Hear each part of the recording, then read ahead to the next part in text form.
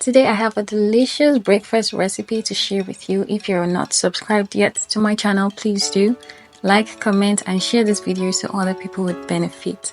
For this breakfast recipe, we need some eggs, some tomatoes, some pepper, some garlic, spices, seasoning and bread. To begin, we start by slicing up the vegetables, the tomato, the pepper, the onion, spring onion, whatever vegetable you're including in this. You could also go in with some carrots, and if you want to include ginger, I think you could also go in with a little bit of ginger here. Because of the method we're going to use to cook these vegetables, using a really firm tomato is not a priority in this recipe. So if you have a tomato that is not so firm, you can also use that, just like I have. Quick fact, do you know that tomato contains vitamin C, which helps to brighten the skin and fight inflammation? In cooking, tomatoes help release antioxidants, which help fight certain diseases in the body. Needless to say, the time and method of cooking is essential to enjoy these benefits. Garlic helps to introduce a healthy dose of spice and flavor to this recipe, but in addition to that, it helps increase blood flow, and some studies show that it helps promote male fertility. I personally recommend crushing the ginger or garlic, perhaps by using a food processor, because that will bring out the flavor the most and also make it incorporate or mix with the rest of the ingredients that you won't be able to pick it out from the meal. Next, I'm breaking 2 eggs into a bowl.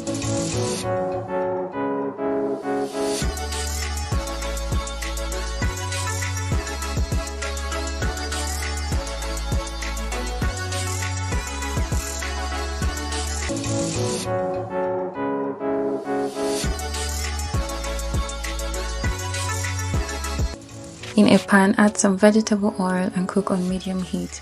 When the oil is hot enough, saute some onion and cook for a little while before adding some garlic to it. Stir in between to make sure this does not burn, and also allow it to cook for a while so it releases its flavor into the oil.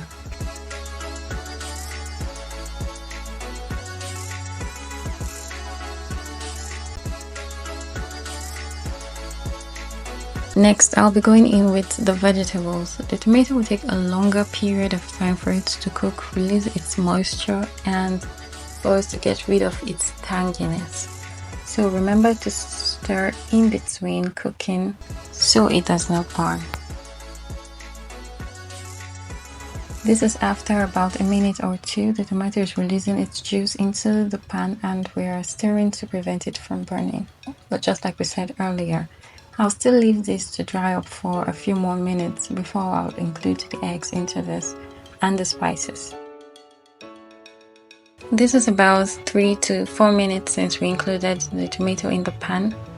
It has released about 50% of its moisture into the pan. You could stop at this and continue with the rest of the step, but I'll leave it to dry up a little bit more, just like it has now, before including the spices.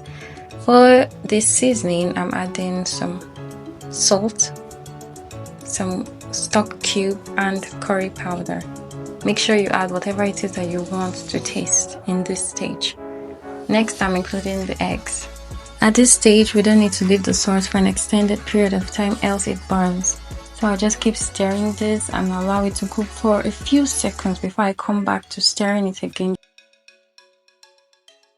There's a high probability of your eggs burning at this stage if you leave it out for as long as a minute. The flavor from this pan is amazing. You could just start munching out of it before it gets to the table from here. Look at the colors. Now that our filling is ready, next we'll get some sliced bread for the sandwich. Please use fresh bread because that will give you the best results for this. Take out some of the egg sauce and put it in the middle.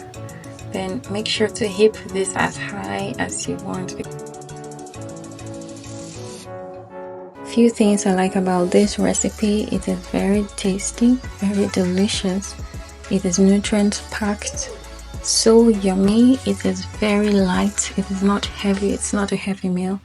It is perfect for breakfast and perfect if you're watching your weight. Just have a slice or half of this. Just like in every other recipe, after adding the filling, we cut out the crust in the sandwich. But my knife is not sharp enough at all. It's not giving me the cuts that I want. If you use a sharper knife, you should be able to get a very clean cut. You would see the filling as well as the slices of bread. Since I want the most out of this sandwich, I'm still going to add more filling. In fact, heap more filling into this sandwich. I want it 5 inches high. So do it as much as you want, whatever works for you. You could divide this filling into 2, have 2 sets of sandwiches. Well, I'm good with 1 high sandwich. So after that, I'm dividing this into 2 and place one on the other. For aesthetics, I've diced some spring onions and I'll sprinkle it on it to give it that finishing look. If you like this video, trust me, you will like my video of peppered puff puff, which I will include in the end screen, and my video of my first bento cake I ever made. Thank you for watching. Please subscribe.